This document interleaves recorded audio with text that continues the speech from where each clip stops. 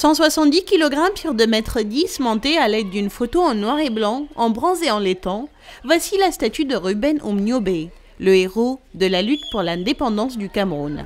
C'est à l'occasion de la commémoration de son 56e anniversaire qu'a été édifiée cette sculpture. Alors Umniobe, que tout le monde le sache, on l'a lu, mais pas trop. Parce que considéré comme un maquisard, c'est le mot des autres. Ceux qu'on appelait maquisards d'antan avaient des idées. Ils avaient des idées propres, ils avaient des vraies idées. Mais que c'est le blanc qui les a détruits.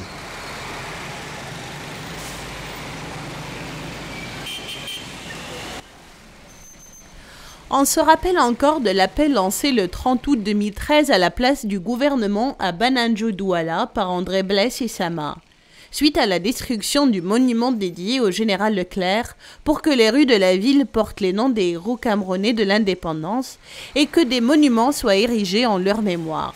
Depuis, nombreux sont les Camerounais qui dénoncent l'omniprésence des monuments dédiés aux acteurs coloniaux.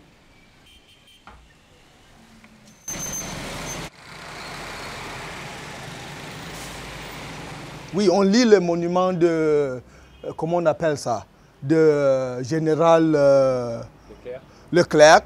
C'est un général Leclerc, mais qui avait une violence sans précédent. Je le dis, je porte. Il était avec une violence sans précédent. Mais on a son monument et encore plus, ce monument-là, on a montré l'itinéraire du général Leclerc, là où il passait. Il n'avait pas la carte du Cameroun. Il ne passait pas seul. Allez, les guides qui étaient des Camerounais, on ne les a pas mis à côté de lui. Mais comme c'est Leclerc, comme c'est le blanc, comme c'est le colon, il est là.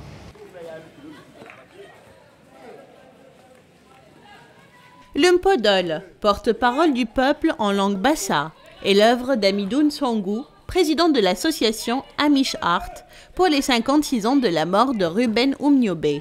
Aujourd'hui, tout dépend désormais de la communauté urbaine de Douala, qui va soumettre la requête des bâtisseurs de l'œuvre d'art à un vote du conseil municipal.